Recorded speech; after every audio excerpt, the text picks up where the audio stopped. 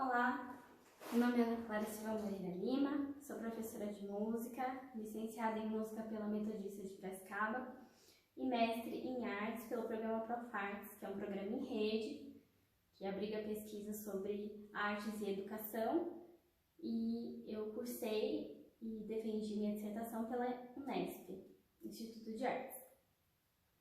Eu sou autora da comunicação de pesquisa concluída intitulada Educação Musical e Educação Integral, desdobramentos para a educação infantil no município de Itupeva. Bom, embora o texto, as palavras nos limitem de certa forma, muitas vezes nós não conseguimos expressar tudo aquilo que nós podemos, aqui na apresentação eu tenho um tempinho para explicar o contexto dessa pesquisa e, por consequência, da dissertação e do artigo que constará nos anais deste congresso. Bom, essa pesquisa me atravessa, a minha relação com esse tema começa em 2019, quando eu me tornei professora efetiva do município de Itupeva, que é um município no interior de São Paulo, que tem a música como disciplina na grade curricular dos alunos da educação infantil e do ensino fundamental. Bom, já é um contexto singular por si só, e quando eu iniciei minha atuação como professora na rede, eu fui designada para uma escola específica, que é o objeto de estudo dessa pesquisa, que é a CEMEB Jardim Vitória. É a única escola integral do município, e como o município se adequa à lei do 1/3, todos os professores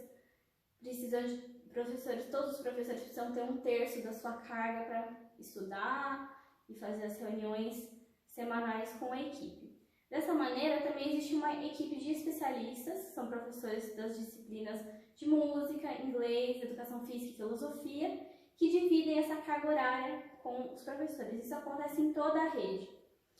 Dessa maneira, a educação infantil, por exemplo, que é o objeto da pesquisa, nas escolas de meio período da rede, tem 2 aulas de música por semana, enquanto que no colégio integral, essas crianças têm de 4 a 5 aulas de música, dependendo da grade do ano letivo, como ela foi instituída.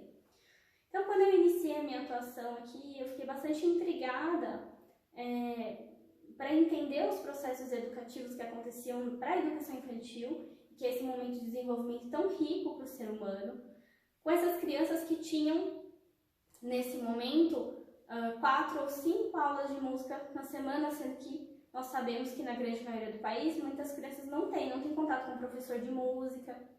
A música é apenas um conteúdo da disciplina de artes, né? Enfim,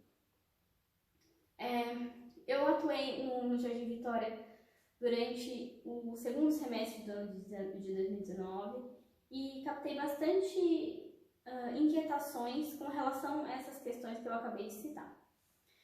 Em 2021, eu iniciei no programa Profartes realizar minha pesquisa de mestrado e decidi, juntamente com a minha orientadora, a professora doutora Sheila Escobar, que destaque, que nós entenderíamos os processos educativos musicais que se dão dentro do Colégio Jardim Vitória para a educação infantil, por conta dessa carga horária ampla de aulas de música que essas crianças têm. Bom, a priori, a pesquisa, o plano inicial era que nós avaliássemos mesmo, mensurássemos o desenvolvimento musical dessas crianças a partir de um instrumental avaliativo que chegou a ser construído na época durante a pesquisa, mas a pesquisa sofreu uma série de descaminhos com relação à logística da própria prefeitura, questões de municipalidade, questões de comitê de ética, e pelo mestrado profissional ser um mestrado mais curto, então, infelizmente, não pode ser feita uma avaliação direta do desenvolvimento musical dos alunos, como foi planejado no começo da pesquisa. Então, a pesquisa até a qualificação, ela tinha sido planejada de uma maneira, e depois disso, ela teve que sofrer uma reorientação tanto dos objetivos de pesquisa, metodologia, todo o texto que tinha sido escrito até então.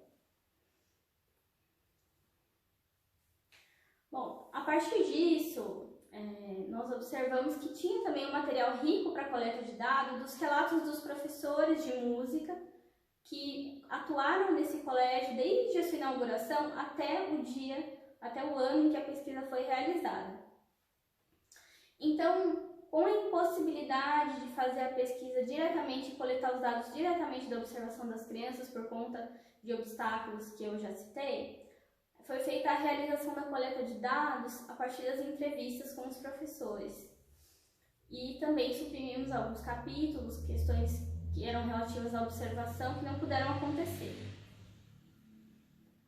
Bom, então a partir desse momento, o objetivo passou a ser a equipe docente de música. Então, quais são os processos educativos musicais que aconteceram na equipe de música durante todos esses anos, e nós entendemos quais são os recursos que esses professores tinham à sua disposição ao longo dos anos. Então isso diz um pouco também sobre a estrutura, a idade, gênero desses professores, a sua formação, tanto graduação quanto pós-graduação, a sua formação prévia à universidade e um pouco da sua prática em sala de aula durante o tempo em que eles atuaram nesse colégio integral. Dessa maneira, foi possível a gente traçar um perfil desses professores. Então, nós coletamos dados de 6 professores e a grande maioria dos professores são homens, 2 professoras mulheres e todos os professores acima de 34 anos de idade. Nós também descobrimos que 100% dos professores, isso é um pré-requisito do edital para ocupar o cargo de professor de música na rede municipal de Itupeva. Todos os professores são licenciados em música e as graduações e pós-graduações dos professores estão distribuídas conforme esse gráfico. Então, mais de 50% dos professores, além da primeira graduação em licenciatura em música, tem uma segunda graduação em pedagogia. 50% desses professores têm uma pós-graduação em educação musical. Então, esse gráfico faz com que nós possamos traçar um perfil acadêmico dos professores que atuaram nesse colégio ao longo dos anos. Bom, durante as entrevistas, os professores também foram questionados sobre o seu embasamento teórico. Então, quais são os autores, ou métodos, ou livros aos quais eles mais se referiram para a educação infantil durante o tempo que eles atuaram no Colégio Jardim Vitória. Em grande parte, os autores citaram Schaeffer, Dalcroze e a Maria Teresa de Alencar, a nossa querida Teca, uma autora brasileira, e entre outros nomes que aparecem aqui nessa nuvem de palavras. Bom, para além de todas essas questões, o currículo de música do município foi construído coletivamente e foi finalizado no ano de 2009 pela própria equipe de docentes de música. E esse currículo ele se refere principalmente, majoritariamente, à BNCC e ao currículo paulista, com algumas adaptações para o que os professores entenderam que seria a realidade do município. Mas o currículo é um currículo que percebeu-se durante as entrevistas que foi um documento que dividia opiniões entre os professores. Então foi realizado também uma coleta de dados a partir das opiniões desses professores sobre o currículo. Então, dos 6 professores, 4 têm declarações positivas sobre o conteúdo do currículo, 2 declararam opiniões negativas e 2 opiniões neutras. Bom, nós também coletamos dados sobre os instrumentos musicais aos quais esses professores, no momento em que eles atuaram, tiveram acesso durante o tempo que eles ficaram no colégio integral. Então, aqui nós temos algumas declarações dos professores e na pesquisa também nós podemos perceber uma linha do tempo. Então, dá para se traçar como são os recursos de instrumentos musicais que esses professores, que esse colégio, esse estabelecimento tinha tem ao longo do tempo. Então, percebe-se que alguns professores, por exemplo, citam recursos que não são todas as escolas que possuem, enquanto outros de outra época citam que só os que conseguiam levar. Então isso pode demonstrar uma deterioração no patrimônio de instrumentos musicais da escola.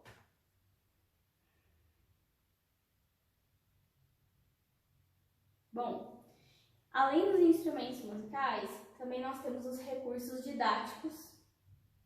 Os recursos didáticos na pesquisa nós entendemos como materiais físicos que o professor precisaria para fazer uma aula de música de qualidade, para além dos instrumentos musicais, que foram um tema específico na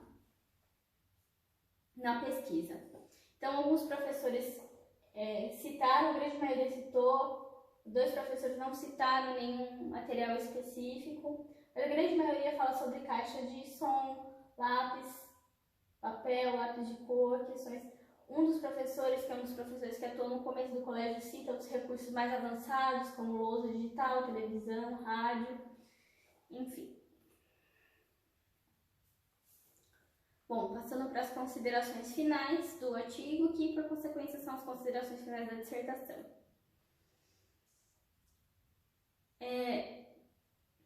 Durante o tempo que a pesquisa foi realizada, nós percebemos que todos os atores, todos os agentes da comunidade escolar, as famílias, os funcionários, a gestão da escola, os professores, os próprios alunos, são atores no processo educativo musical, por serem atores no processo educativo uns dos outros de qualquer maneira.